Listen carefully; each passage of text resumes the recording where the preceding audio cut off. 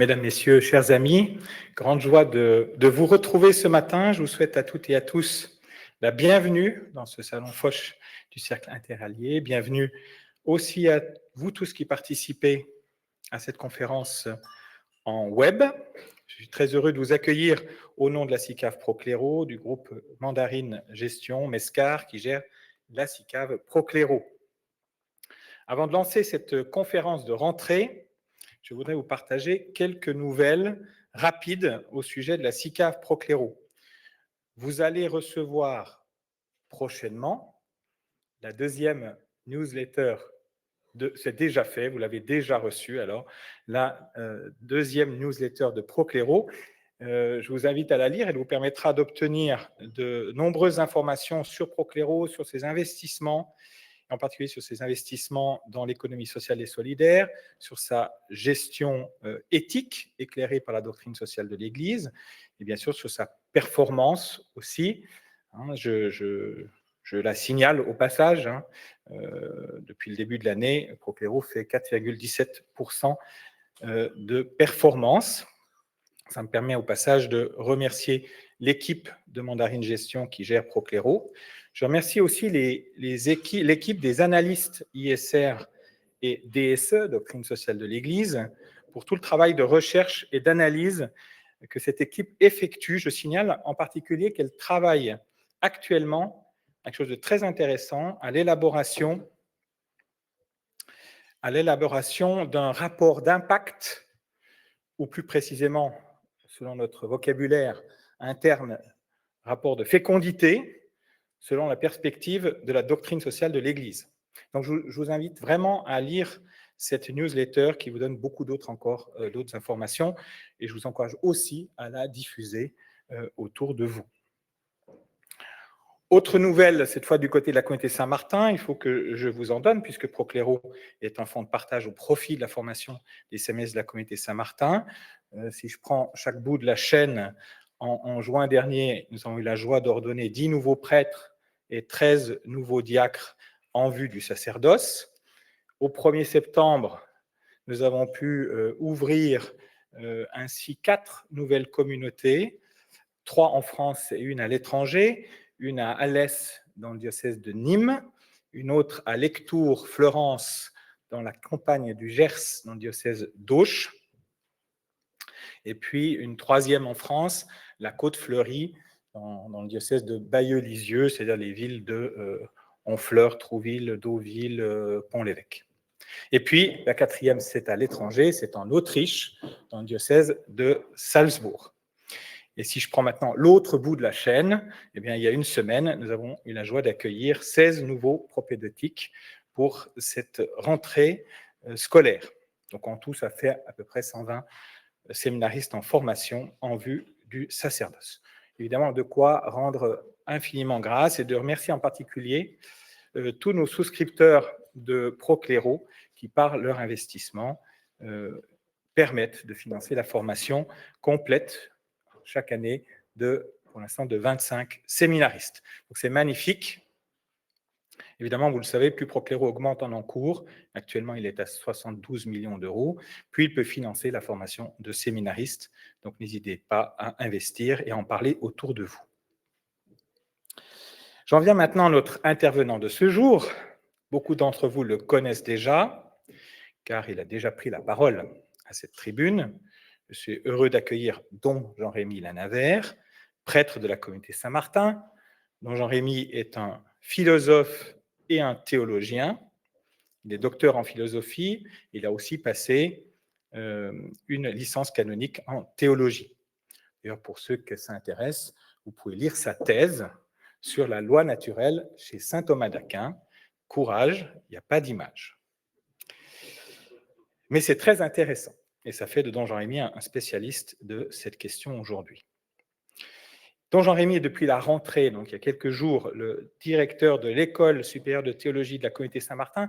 Jusque-là, il en était le directeur adjoint.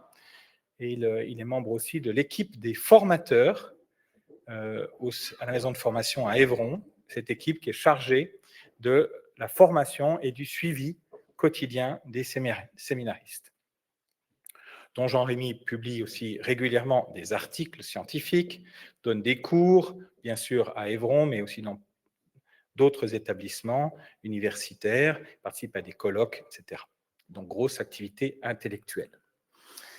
Don Jean-Rémy est aussi très impliqué dans Procléro comme membre du comité exécutif et du comité de pilotage depuis le début de l'aventure Procléro. Il est aussi dans le comité qui suit spécifiquement les investissements dans l'économie sociale et solidaire. Pour tout cet engagement très précieux, je te remercie, cher Jean-Rémy. Je veux souligner enfin que depuis l'Assemblée générale de l'association Pro-Persona qui a eu lieu hier soir, dont Jean-Rémy en est le nouveau président. Merci Jean-Rémy d'avoir accepté de prendre le relais. On a passé une étape de 10 années déjà avec l'aventure Pro-Persona. C'est donc Don Jean-Rémy qui va désormais animer le comité scientifique qui est chargé de rédiger les cahiers Pro-Persona.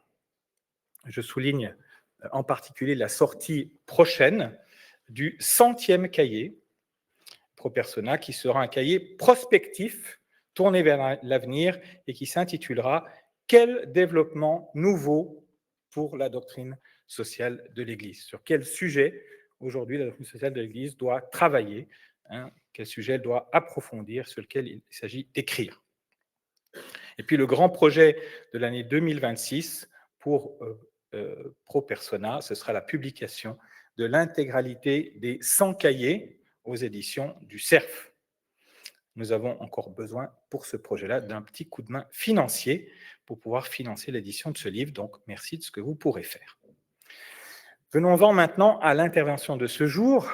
Elle a pour but de faire un point d'étape 10 ans après la publication de l'encyclique du pape François, Laudato Si, dans un monde qui a beaucoup changé depuis lors et qui ne cesse d'ailleurs de se polariser là où des consensus seraient plutôt nécessaires. Donc, je laisse maintenant la parole à Don Jean-Rémy.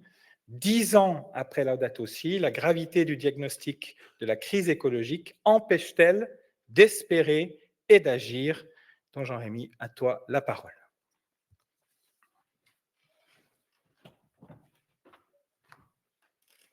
Merci beaucoup, don Pascal André. Donc, 10 ans après Laudato Si, la gravité du diagnostic de la crise écologique empêche-t-elle d'espérer et d'agir?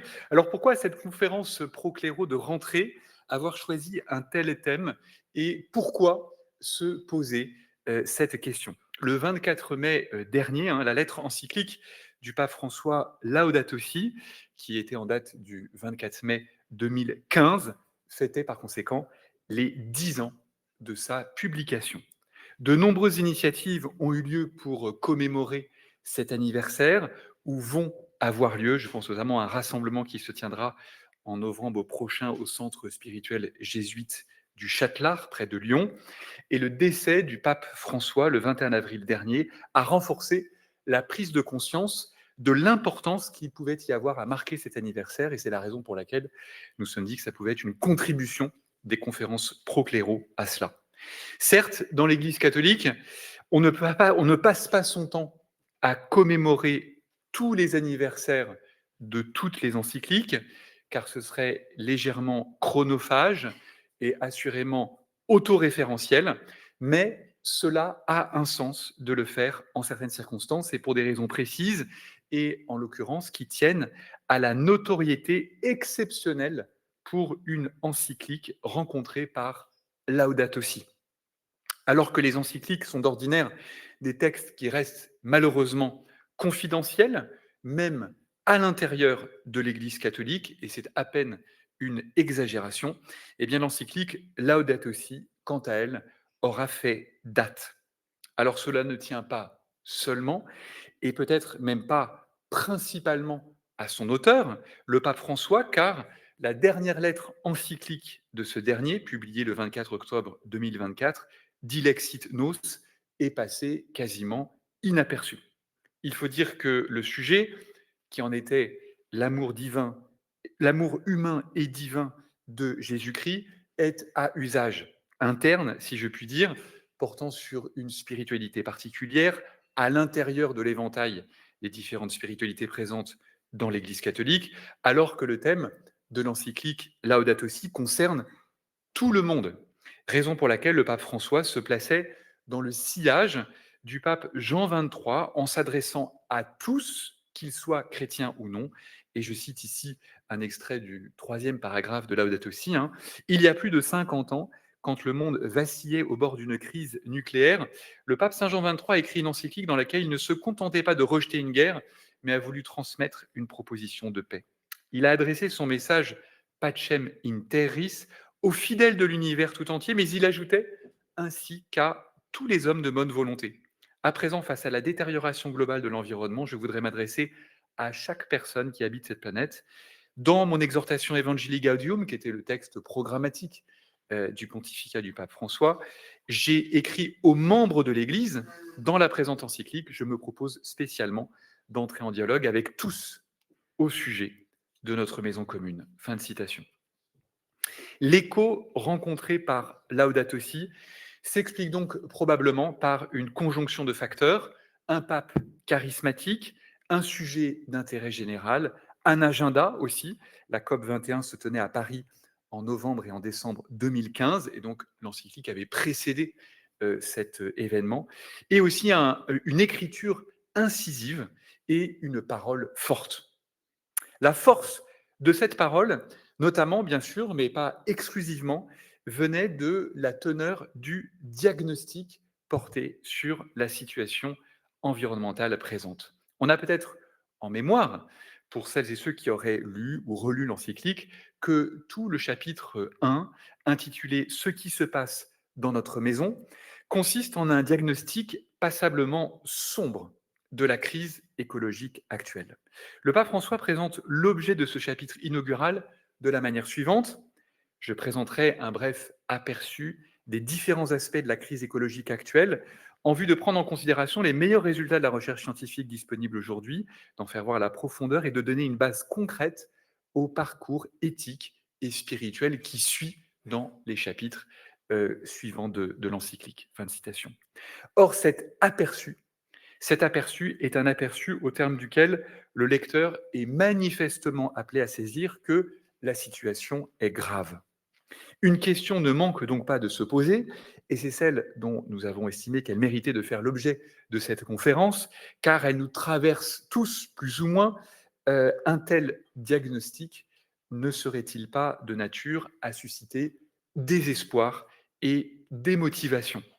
Quel est l'effet de cette parole forte sur les acteurs que nous cherchons tous à être, chacun à une place toujours propre, d'une amélioration de la situation écologique actuelle? Bref, la gravité du diagnostic de la crise écologique empêche-t-elle d'espérer et d'agir?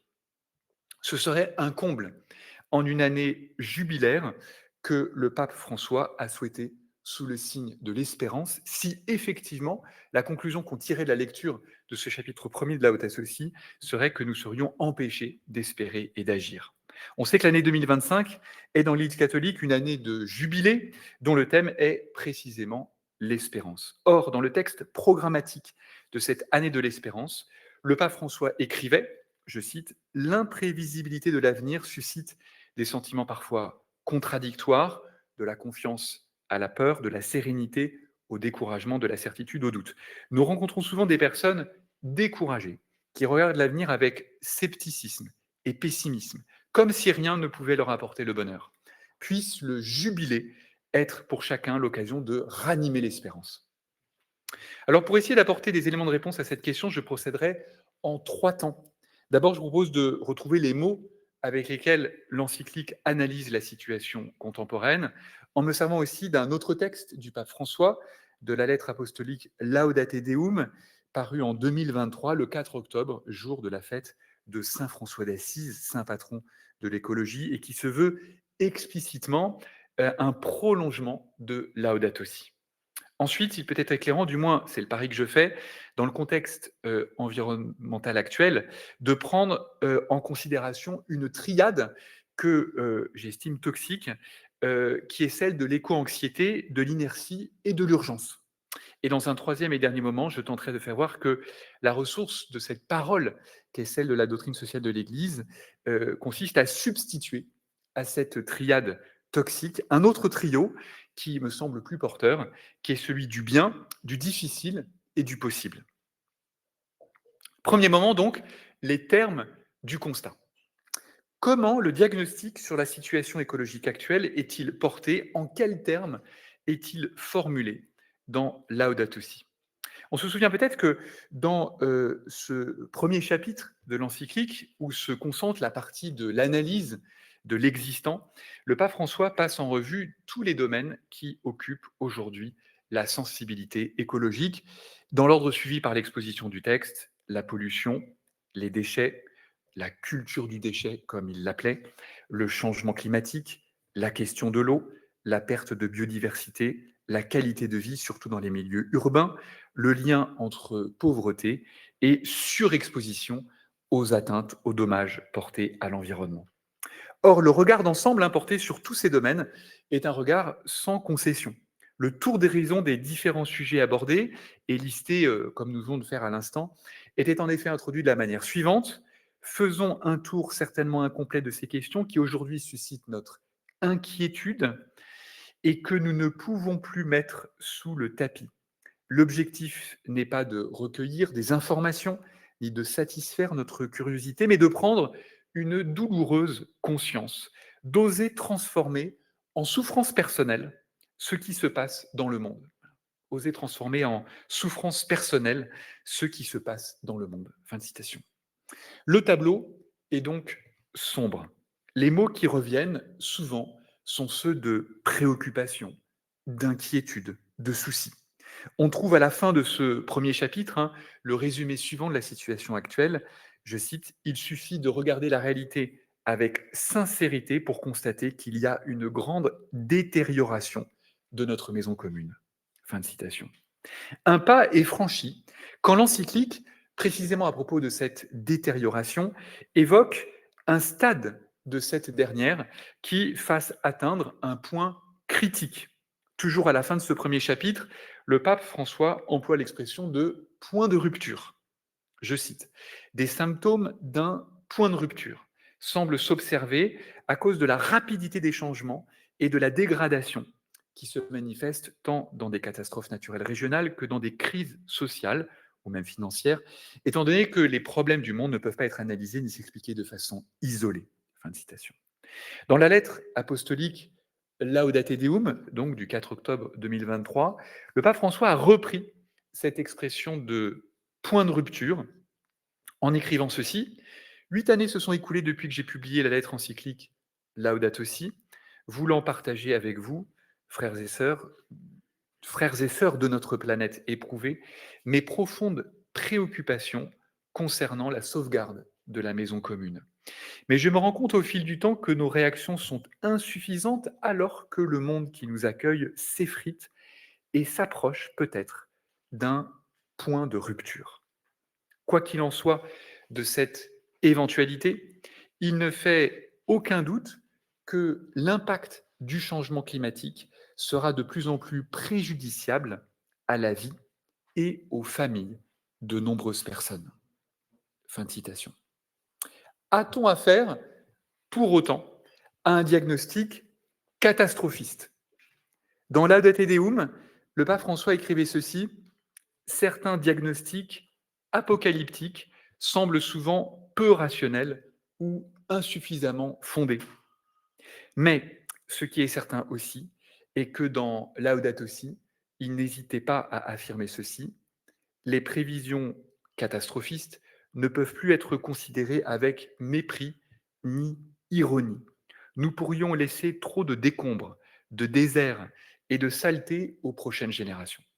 Le rythme de consommation, de gaspillage et de détérioration de l'environnement a dépassé les possibilités de la planète à tel point que le style de vie actuel, parce qu'il est insoutenable, peut seulement conduire à des catastrophes, comme de fait cela arrive déjà périodiquement dans diverses régions. L'atténuation des effets de l'actuel déséquilibre dépend de ce que nous ferons dans l'immédiat, surtout si nous pensons à la responsabilité que ceux qui devront supporter les pires conséquences nous attribuerons. Fin de citation. Il est donc hors de doute que le pape François, par la vigueur de ses formules, a cherché à ajouter sa voix, et celle de l'Église, à celle de tous ceux qui alertent sur la gravité de la situation.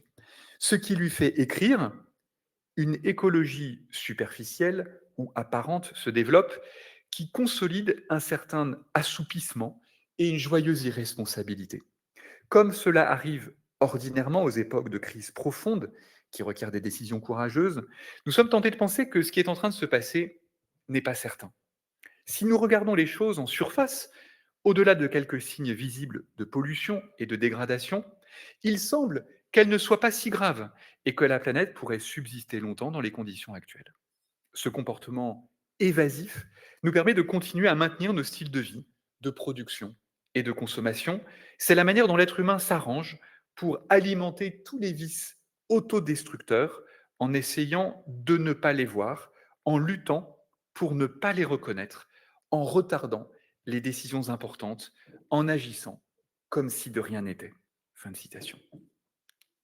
Dans ces conditions, décrites en des termes à ce point tranchant, on peut raisonnablement se demander comment garder encore l'énergie d'espérer et d'agir sur le fondement d'un tel tableau clinique indéniablement préoccupant et qui n'est pas du tout propre au pape François et au texte de l'Église, qu'il a repris du savoir actuel. Eh bien, c'est malheureusement mis en place, comme nous l'avons annoncé, un trio d'attitudes qui forme, selon moi, une impasse ou un cercle vicieux, celui de l'éco-anxiété, de l'inertie et de l'urgence. De quoi s'agit-il exactement? J'en viens à notre deuxième moment, la triade toxique de l'éco-anxiété, de l'inertie et de l'urgence.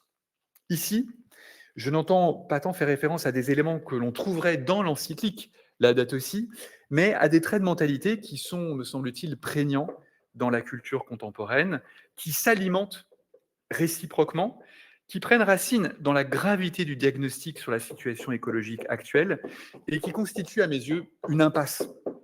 Comme il s'agit d'un cercle vicieux, on ne sait pas bien par où commencer, mais pour la commodité de l'exposé, je partirai de l'éco-anxiété. Compte tenu de la gravité de la crise écologique, une forme jusque-là inconnue d'anxiété a vu le jour, sur laquelle on a donné le nom d'éco, on a posé le nom d'éco-anxiété, à laquelle sont statistiquement surexposés les 15-25 ans. Le mot éco-anxiété est entré dans le dictionnaire Le Robert en 2023 avec la définition suivante: anxiété provoquée par les menaces environnementales qui pèsent sur notre planète. Cette dernière, donc l'anxiété, l'éco-anxiété, a en réalité deux sources.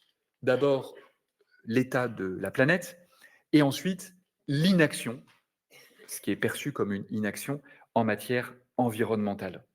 Elle est donc causée par le constat d'un monde qui se défait, mais aussi parce qu'on estimerait que rien n'est fait ou que rien ne se fait pour remédier à cela. Par exemple, dans leur livre intitulé Rouvrir l'horizon, manifeste d'espérance engagée face aux effondrements, aux éditions d'Emmanuel en 2023, Xavier de Bénazet et Cécile Renoir rapportent la situation suivante. Un matin, autour d'une tasse de chicorée dans le réfectoire du campus de la Transition, un jeune fortement engagé en écologie me partage ses insomnies à moi, Cécile. Et elle cite les propos de ce jeune. C'est terrible, avec cette crise, j'ai l'impression qu'il n'y a plus d'avenir. On distingue, me semble-t-il, d'après ce que j'ai lu, l'éco-anxiété de la solastalgie, qui en est proche, en ce que la première porte sur des événements futurs redoutés, effondrement, catastrophe, collapsus, tandis que la deuxième, formée sur le modèle de la nostalgie, porte sur ce qui a été perdu par l'effet de la crise écologique. Un glacier, la taille d'un glacier, une espèce animale, un paysage. L'éco-anxiété, selon l'expression bien trouvée d'une psychiatre américaine, se présente donc comme un stress, mais pré-traumatique. Les chiffres de l'éco-anxiété sont relativement impressionnants puisque, selon une étude publiée en avril 2025 par l'Agence de la transition écologique, l'ADEME, une forte anxiété toucherait 10% des Français âgés de 15 à 64 ans, soit 4,2 millions de personnes dans notre pays. Comme nous l'avons dit, une des deux sources de l'éco-anxiété, à côté de celle qui vise les menaces pesant sur l'environnement, est celle qui naît de la perception d'une absence d'action et de réaction des pouvoirs publics, notamment, pour enrayer le phénomène. À propos de la faiblesse des réactions politiques sur le sujet de l'écologie, le pape François, toujours dans l'encyclique Laudato Si, écrivait ceci. Le drame de l'immédiateté politique, soutenue aussi par des populations consuméristes, conduit à la nécessité de produire de la croissance à court terme. Répondant à des intérêts électoraux, les gouvernements ne prennent pas facilement le risque de mécontenter la population avec des mesures qui peuvent affecter le niveau de consommation ou mettre en péril des investissements étrangers. La myopie de la logique du pouvoir ralentit l'intégration de l'agenda environnemental au vu large dans l'agenda public des gouvernements. La grandeur politique se révèle quand, dans les moments difficiles, on œuvre pour les grands principes et en pensant au bien commun à long terme. Il est très difficile pour le pouvoir politique d'assumer ce devoir dans un projet de nation. Fin de citation. Et c'est un fait que la crise traversée par le politique, la crise de l'action politique, met en péril en matière écologique, pour reprendre la formule du général de Gaulle, je cite, cet ensemble de dessins continus, de décisions mûries, de mesures menées à leur terme, qu'on appelle une politique. Fin de citation. Si l'éco-anxiété se trouve suscitée par la perception d'une inertie qui affecterait ceux à qui il appartient de réagir ou d'agir, ce qui est sûr, même si ça n'est pas automatique de soi, c'est qu'elle conduit celui qui est sujet à la paralysie, à l'inaction, à l'inertie. Car l'anxiété, en tant que telle, parmi les attitudes sur lesquelles elle débouche, peut conduire à bloquer celui qu'elle assaille. Tant il est vrai que la peur, quand elle est d'une certaine intensité, nous immobilise. L'éco-anxiété naît certes de la perception d'une inaction climatique, mais peut avoir pour effet de mener à l'inaction celle qu'elle envahit, qui est occupée à gérer psychiquement son trouble anxieux. La troisième composante de ce trio, après l'anxiété et l'inertie, est bien évidemment l'urgence, puisque devant le constat des effondrements environnementaux règne l'anxiété chez ceux qui en sont les victimes et l'inertie chez ceux qui en sont responsables, eh bien la seule manière de faire bouger les choses est de diffuser le sentiment de l'urgence.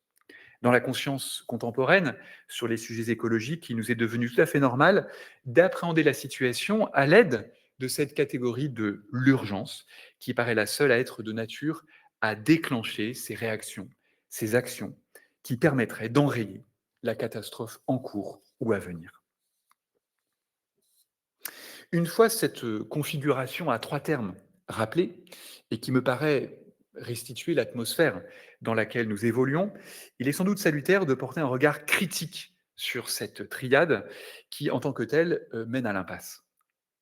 Alors, pour ce qui est de l'éco-anxiété, son caractère problématique vient de ce que, comme nous l'avons dit, non seulement elle peut maintenir dans une certaine passivité, compte tenu de ce que la peur a de paralysant, mais elle peut amener à des réactions qui ne sont pas très rationnelles, la peur étant en elle-même rarement bonne conseillère, surtout si elle prend la forme d'une peur panique et diffuse, et parfois pathologique. À propos de l'éco-anxiété, une des hypothèses expliquant sa prévalence parmi les jeunes est l'exposition de ces derniers à une surinformation sur les sujets environnementaux qui va souvent dans le même sens, c'est-à-dire dans un sens entretenant cette anxiété. Certains soutiennent même que c'est positif, que cela va dans le bon sens, car cela entretient la conscience écologique qui autrement s'assoupirait. Me vient alors à l'esprit ce que l'historien des mentalités religieuses Jean Delumeau, disparu en 2020, avait nommé dans son ouvrage Le péché et la peur, selon une expression qui depuis a fait florès, au moins dans les milieux d'église, la pastorale de la peur, pour désigner, selon lui, la manière qu'avait pu avoir l'Église catholique au XVIe et XVIIe siècle de chercher à obtenir de ses fidèles des changements de comportement, ou tout simplement des comportements, en jouant ou en insistant sur un certain nombre de peurs, celle de l'enfer, celle du châtiment en général. Ce qui, pastorale de la peur, qui peut laisser dubitatif, comme si, comme si le vrai ressort de l'action n'était pas la poursuite du bien, mais seulement la fuite du mal, du danger, de la menace, ce qui est une manière d'inverser la quête morale consistant, encore une fois, à agir en vue du bien. En ce qui concerne l'inertie, ou sa perception comme telle, sa principale limite est de passer à côté de tout ce qui s'est fait et de tout ce qui se fait déjà en matière de réaction à la crise écologique. Il ne s'agit pas du tout, de ma part, de soutenir l'idée qu'il faudrait se contenter de ce qui a été fait. Mais ce qui est certain est qu'un diagnostic qui s'en tient au constat de l'inaction passe à côté de décennies d'action à tous les niveaux. Dans Laudato Si, le pape François écrit ainsi: dans certains pays, il y a des exemples positifs de réussite dans les améliorations de l'environnement, tels que l'assainissement de certaines rivières polluées durant de nombreuses décennies, ou la récupération de forêts autochtones, ou l'embellissement de paysages grâce à des œuvres d'assainissement environnemental, ou des projets de construction de bâtiments de grande valeur esthétique, ou encore, par exemple, grâce à des progrès dans la production d'énergie non polluante, dans les améliorations du transport public. Ces actions ne résolvent pas les problèmes globaux, mais elles confirment que l'être humain est encore capable d'intervenir positivement. Comme il a été créé pour aimer du milieu de ses limites, jaillissent inévitablement des gestes de générosité, de solidarité et d'attention. Fin de citation.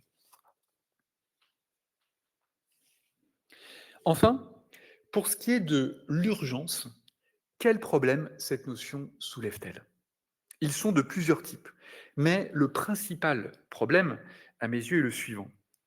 Mis à part les urgences au sens strict, comme les urgences vitales, qui appellent du reste des services qui sont spécialement constitués en vue de cela. On pense par exemple aux sapeurs-pompiers, à tous les services de secours, qu'on pense aussi à la médecine, avec cette spécialité que peut choisir un futur médecin de devenir urgentiste, qui est donc une spécialité à l'intérieur de l'éventail des spécialités en médecine.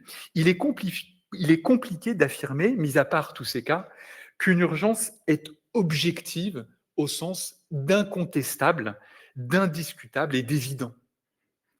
Le terme même d'urgence, la notion même qui ne désigne pas tant le problème extérieur que la pression qu'il exerce sur nous, c'est ce que signifie le terme d'urgence, indique assez que l'urgence est intrinsèquement liée au sentiment subjectif de l'urgence. Encore une fois, je mets à part les cas des premiers secours. Ce qui veut dire que l'urgence, mis à part les cas d'urgence vitale, ne se constate pas tant qu'elle se décide, qu'elle se décrète. Ce n'est pas pour rien que, dans l'ordre politique, l'identification d'un état d'urgence, que l'on pense par exemple au moment de la crise Covid, à l'état d'urgence sanitaire, fait l'objet d'une délibération, d'une construction et l'objet d'une décision élaborée et choisie. Car il est très rare, encore une fois, qu'existe l'évidence de l'urgence. La rhétorique de l'urgence, et on le comprend largement, est souvent utilisée pour inciter à l'action, pour sortir de ce qu'on a pu identifier comme une inertie. Mais elle passe à côté du fait que l'urgence, et par exemple en matière climatique, même avec une base objective assurée, demande par principe à être identifiée, reconnue comme telle par les acteurs, avec tout ce que cela implique. Et notamment l'exclusivité de la focalisation sur le sujet et donc, corrélativement, la mise en suspens de tout le reste. Par exemple, dans le cas d'une urgence sanitaire, on est fondé, on est légitime à déprogrammer des opérations qui sont jugées moins urgentes ou même pas forcément, encore une fois, qui peuvent être remises à plus tard. Parce que, encore une fois, l'urgence occupe tout le terrain et donc il faut lui assurer une exclusivité. Cela justifie aussi, dans l'ordre politique, l'urgence des mesures exceptionnelles qui vont de pair avec la mise entre parenthèses d'un fonctionnement ordinaire des institutions. Cela a pour corollaire que, au sens strict, ne peuvent pas coexister une pluralité d'urgences, car autrement, on ne peut pas affronter l'urgence, c'est-à-dire, par définition, la seule qui se présente à nous. Or, dans cette logique de l'urgence, de la rhétorique de l'urgence, apparaît nécessairement et infailliblement la concurrence des urgences. Car après tout, ne serait-on pas fondé à dire que, en plus, à côté de l'urgence climatique, il y a toutes les autres qui assaillent notre monde? L'urgence stratégique, militaire et diplomatique, l'urgence de la stabilité politique, l'urgence du rétablissement des comptes publics, l'urgence de la lutte contre le narcotrafic, l'urgence éducative, l'urgence démographique, l'urgence en matière migratoire, l'urgence de la lutte contre toutes les précarités, etc., etc. La liste s'allonge à l'infini, conduisant à achever de démonétiser cette notion d'urgence. Quelle est alors la plus urgente des urgences? Comment faire le tri entre les urgences? Quelle est celle qu'il faut affronter en premier? Une telle manière d'envisager l'action, à savoir à partir de la seule catégorie d'urgence, et d'envisager notamment l'action politique, est assurément et paradoxalement un carburant pour l'inertie, car elle paralyse celui qui a à agir en l'écrasant sous une multitude d'urgences. Paradoxalement, l'urgence entretient l'inertie et l'inertie nourrit l'urgence. Alors, comment retrouver les conditions de l'action et retrouver un esprit qui soit plus propice à réenclencher une dynamique positive? C'est ce qu'il nous faut voir désormais dans un troisième et dernier moment. Troisième et dernier moment, donc le bien, le difficile et le possible. Pourquoi parler de ce trio de notions que sont le bien, le difficile et le possible? Saint Thomas d'Aquin a fameusement identifié, à propos de l'espoir, de cette émotion en nous, de ce sentiment, de cette passion, comme disent les anciens, qu'est l'espoir, les 4 conditions qui caractérisent l'espoir et qui spécifient son objet. Que faut-il pour qu'il y ait espoir? D'abord, il convient que l'objet de l'émotion en question soit un bien, ce qui différencie l'espoir de la crainte, laquelle se rapporte à un mal. C'est la raison pour laquelle, effectivement, en espagnol, attendre, c'est espérer, parce qu'on se rapporte comme ça à ce qui est un bien. Ensuite, l'espoir se distingue de la joie en ce que le bien que l'espoir a pour objet est un bien futur et non pas un bien présent. Si le bien est présent, il n'y a pas d'espoir. Le troisième réquisite pour qu'il y ait espoir est que le bien qui est l'objet de l'espoir soit un bien difficile. Dans le vocabulaire de saint Thomas d'Aquin, un bien ardu, un bien difficile à atteindre. Autrement, ce bien ne serait pas espéré, il serait simplement désiré. Enfin, la quatrième condition à remplir est que, tout difficile que ce bien soit à obtenir, mais il ne faut pas pour autant qu'il soit impossible à atteindre. Car autrement, l'espoir se transformerait en son contraire, à savoir le désespoir. De ces 4 conditions, à savoir donc un bien futur, un bien difficile, et un bien possible. Eh bien, pour les besoins de l'exposé aujourd'hui, je ne retiendrai que les trois du bien, du difficile et du possible. D'abord, pour ce qui est du bien. Comme nous l'avons déjà suggéré à propos de cette expression de pastorale de la peur, il est clair que le moteur de l'action, pour nous tous, est la poursuite du bien et non pas d'abord la fuite du mal, en tout cas devrait être. Comme l'écrit le pape François dans le texte programmatique du Jubilé de l'Espérance, je cite, tout le monde espère. L'espérance est contenue dans le cœur de chaque personne comme un désir et une attente du bien, bien qu'en ne sachant pas de quoi demain sera fait. Un désir et une attente du bien. Voilà. Dans Laudato aussi, le pape François faisait à ce sujet le constat suivant. Je cite, nous avons cessé de penser aux fins de l'action humaine. Voilà. Nous avons cessé de réfléchir aux finalités, aux fins de l'action humaine. Et ne plus penser aux fins, ça n'est plus penser au bien que cette action humaine poursuit. Or, il faut reconnaître qu'en matière écologique, la conscience commune paraît mieux connaître les maux qu'il faut éviter que les biens qui sont avisés, même si de ces biens, nous nous faisons tout de même une idée. C'est aussi un des problèmes de la notion d'urgence, en dehors des cas, encore une fois, où elle est prévue comme telle, comme pour le cas des premiers secours, qui sont des professionnels, en dehors de cas de tous ceux qui sont des professionnels de l'urgence. C'est que l'urgence nous indique qu'il faut faire quelque chose pour remédier à une situation d'extrême danger, mais elle ne nous dit pas, ou pas toujours, en tout cas pas pour quelqu'un qui n'est pas un professionnel de l'urgence, ce qu'il faut faire précisément. Quel est, dans cette situation, le bien à accomplir? L'urgence n'est pas, pour ainsi dire, orientante par elle-même, comme on les voit toutes les fois où, dans l'urgence, eh bien, nous avons réagi plutôt que nous n'avons agi, sans faire ce qu'il fallait quand nous sommes agités alors qu'il fallait agir.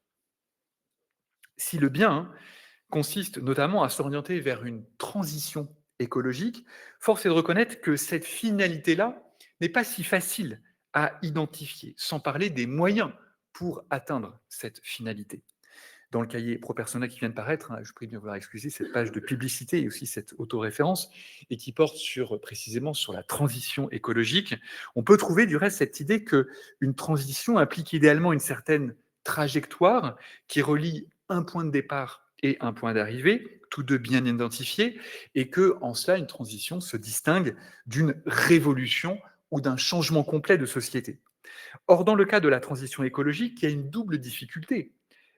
D'abord, concernant le point de départ, il n'est pas homogène, puisque la situation écologique, pollution, biodiversité et climatique, réchauffement, n'est pas la même partout sur la planète. Et quant au point d'arrivée, ainsi que le délai où il faudrait arriver à ce point, ils ne sont pas clairement identifiés, ou en tout cas font l'objet d'un débat. Dès lors que le point de départ d'un côté n'est pas homogène et que le point d'arrivée n'est pas si clair que cela, et que les moyens pour arriver ne font pas l'unanimité, sans dire bien sûr qu'il ne faut pas se poser toutes ces questions, évidemment, la transition écologique est difficile à mettre en œuvre, alors même que tous nous percevons la nécessité d'agir. Pour qu'il y ait espoir en matière écologique, et c'est bien le sens de la coïncidence de l'anniversaire des 10 ans de l'encyclique Laudato Si et du jubilé de l'espérance, un bien est donc requis, et pas simplement, encore une fois, un mal à éviter, pour ne pas rester dans cette passion triste qui est la peur, et a fortiori l'anxiété. En l'espèce, ce bien-là est difficile, car la tâche est immense et d'une complexité très grande, mais il est impératif que cette tâche difficile soit envisagée comme possible. Autrement, aucune action ne s'en suivra. Le proverbe dit pourtant qu'il n'est pas nécessaire d'espérer pour entreprendre, mais à bien y réfléchir, on ne voit pas du tout comment l'on pourrait entreprendre quoi que ce soit sans espérer. Et d'autre part, la citation dit aussi, ils ne savaient pas que c'était impossible, alors ils l'ont fait, mais on ne voit pas non plus comment, au sens strict, on peut faire l'impossible, car si c'est impossible en toute rigueur de terme, c'est infaisable. Or, l'enjeu ici est de faire. Le dernier chapitre de Laudato Si, intitulé Éducation et spiritualité écologique, est précisément conçu comme une exploration de ce qui rend de nouveau l'action envisageable, parce que un bien a été envisagé comme possible et comme étant de nature à motiver notre engagement, nos entreprises. La contribution spécifique de l'Église sous cet aspect est de puiser dans la vision de la personne humaine, de sa dignité qui comprend sa capacité d'action. Le pape François écrivait notamment, je cite, « Tout n'est pas perdu parce que les êtres humains, capables de se dégrader à l'extrême, peuvent aussi se surmonter, opter de nouveau pour le bien et se régénérer au-delà de tous les conditionnements mentaux et sociaux qu'on leur impose. Ils sont capables de se regarder eux-mêmes avec honnêteté, d'initier de nouveaux chemins vers la vraie liberté. Il n'y a pas de système qui annule complètement l'ouverture au bien, à la vérité et à la beauté, ni la capacité de réaction que Dieu continue d'encourager du plus profond des cœurs humains. Je demande à chaque personne de ce monde de ne pas oublier sa dignité que nul n'a le droit de lui enlever. Fin de citation.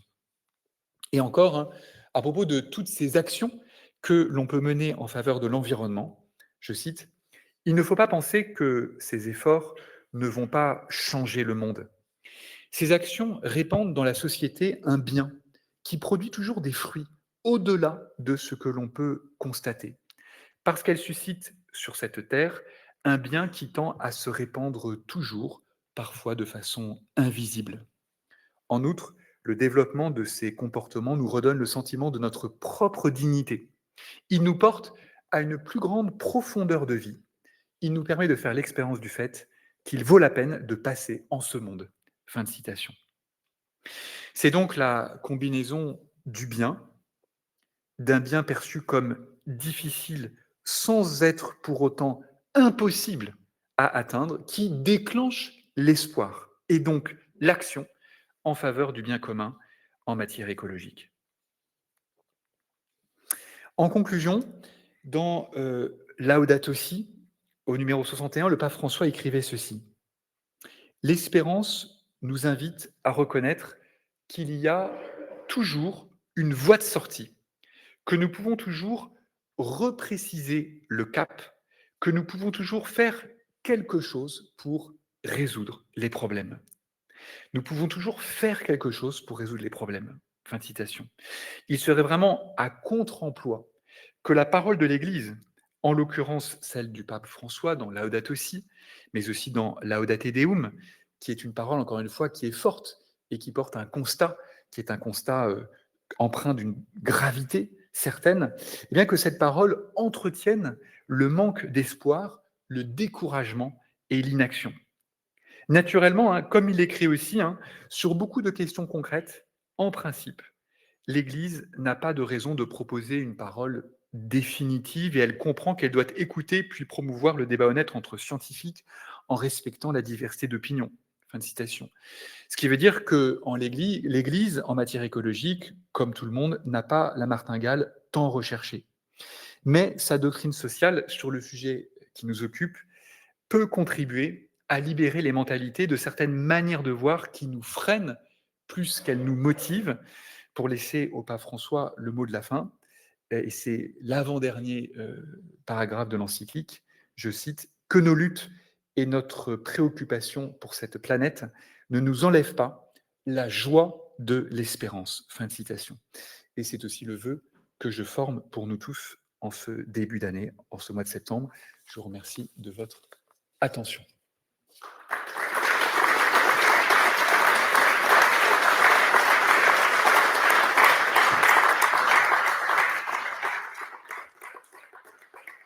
Merci beaucoup, don Jean-Rémy, pour ce point d'étape qui nous réoriente sur ces questions de l'écologie. Merci pour avoir éclairé cette triade toxique, l'éco-anxiété, l'inertie et l'urgence, dans lesquelles nous serions tentés de nous enliser. Hein, je retiens cette analogie que tu as faite avec la pastorale de la peur, hein, qui n'a pas d'avenir. Je pense que l'Église sait maintenant qu'elle a fini par vider les églises. hein. Donc, cette pastorale de la peur, donc, elle risque aussi, si nous l'appliquons à l'engagement écologique, de finir par déresponsabiliser tout le monde. Donc, certainement pas le bon chemin. On ne peut pas vivre et tenir dans la peur, c'est pas possible.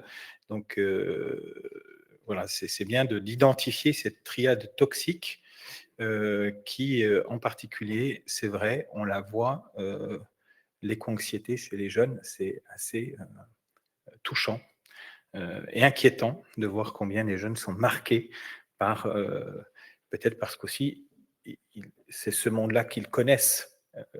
Ils ont moins d'années de vie et donc ils ne connaissent que ça et c'est leur point de référence et c'est pas un point de référence très encourageant pour eux.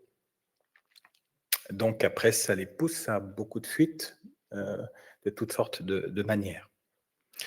Je suis quand même toujours émerveillé de voir comment un homme comme saint Thomas d'Aquin, XIIIe siècle, hein, est capable de nous aider à réfléchir en posant concrètement les termes même d'une réflexion hein, sur cet espoir, donc le bien futur est un bien difficile, mais jamais impossible à atteindre. Hein, ça nous aide à reprendre la réflexion pour vraiment rechercher le bien et montrer combien l'urgence ne fait que faire réagir et non pas vraiment agir. L'urgence ne construit rien. En fait, être dans une posture d'urgence, ça ne construit rien. Ça ne fait que essayer de réagir à quelque chose qui nous submerge. Donc, retravailler sur la question du bien. Moi, ça m'interroge beaucoup hein, sur en fait le fait l'obligation de repenser la question de la croissance.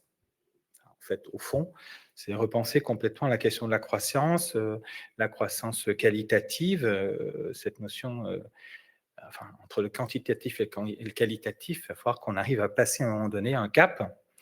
Donc, il y a un vrai sujet dans les nouveaux modèles de croissance qu'il faut trouver. Et je pense que saint Thomas saint Thomas d'Aquin qui nous pousse à reprendre d'abord la recherche du bien et pas seulement d'éviter le mal ou de fuir le mal, ça nous poussera aussi à travailler à la réconciliation entre la croissance et le bien commun.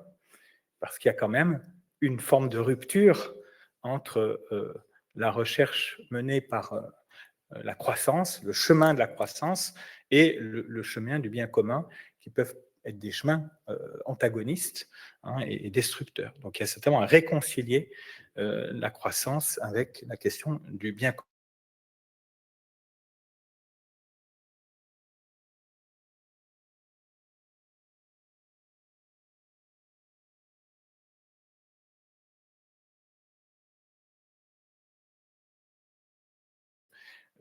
D'Antoine Denoy, qui a eu lieu ici le 10 décembre l'année dernière. Antoine Denoy, qui est le PDG d'AXA Climate, hein, et qui avait donné une conférence pleine d'espérance, hein, mais pas une espérance de quelqu'un qui rêve, mais de quelqu'un qui a les mains dans le cambouis et qui essaye justement de faire avancer les choses avec des postures très, très innovantes.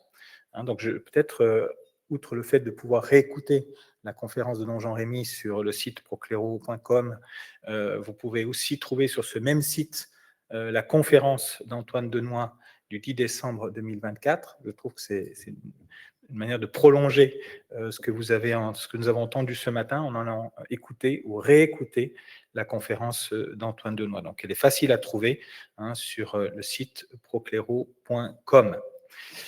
Voilà, et je termine encore en remerciant don Jean-Rémy de tout cœur et d'avoir aussi renouvelé, je pense, j'espère, notre espérance, en tout cas la nécessité pour nous de reprendre le sujet dans la réflexion et de bien tenir une ligne d'engagement hein, qui ne soit pas une ligne qui soit habitée par la triade toxique, hein, mais qui soit habitée par ce bien, par ce bien difficile, mais possible. Je vous invite juste à retenir 3 dates pour vos agendas. La plus lointaine, c'est le 5 mai 2026 pour la 5e journée de la finance intégrale qui aura lieu au Théâtre de la Madeleine à Paris. Donc notez déjà, ce sera un petit peu plus tôt que l'année dernière. Donc le 5 mai 2026, c'est un mardi.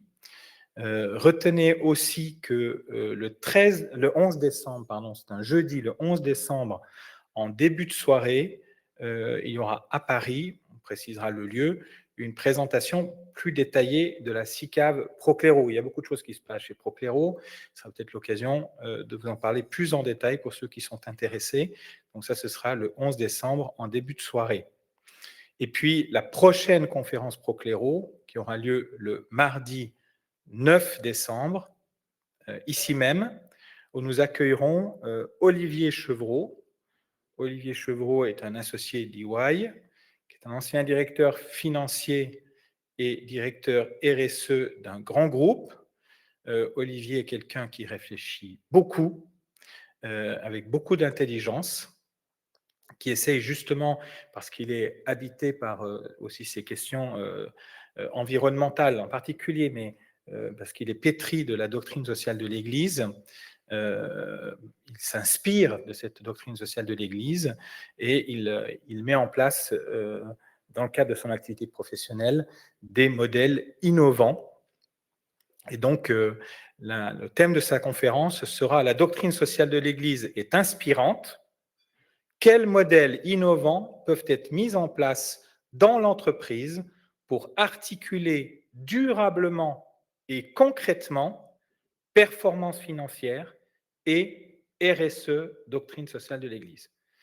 Et il travaille sur ces sujets, c'est très intéressant. Donc, le 9 décembre à 8h30 ici. Voilà pour les informations. Encore merci, don Jean-Rémy. Merci à vous tous de votre participation fidèle, en présentiel, en web. Je vous souhaite à tous une bonne journée et donc rendez-vous pour la prochaine date, le 9 décembre à 8h30. Merci et bonne journée.